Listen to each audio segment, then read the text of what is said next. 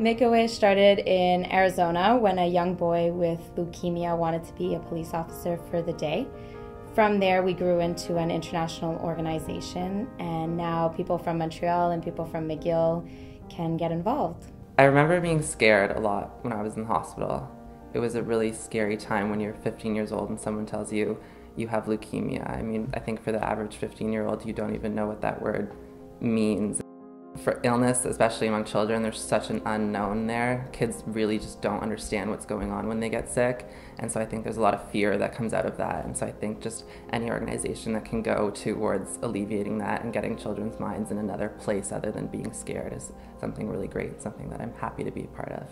We granted our first wish as a club 2 years ago now, which was huge for us at the time. And we granted the wish to a girl named Chloe, who was diagnosed with leukemia, and her wish was to go swimming with dolphins at Atlantis. And it was awesome. We got pictures and we got updates from her and her family about how much fun she had and how she was doing. We depend a lot on third parties like the Make A Wish McGill Club and volunteers, just because we are only 5 in the office, so we take volunteers whenever they want to help.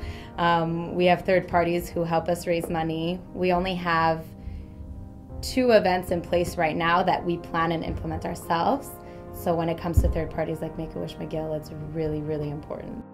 I think it's amazing because we are such a small chapter, and there are bigger chapters throughout Canada and the US, but because we are so small, it just feels so much more powerful. Right, so like underneath this Chloe's wish, it was said adopted by McGill Students for Make A Wish, which was really cool for us to see that, like, you know, all those pictures of her having an amazing time was because we had helped in some way.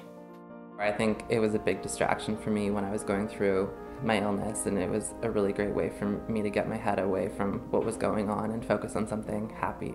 It really improves their willingness to take treatment, and it really does improve sometimes their health. It does. It really, with a more positive attitude, it really does improve their health.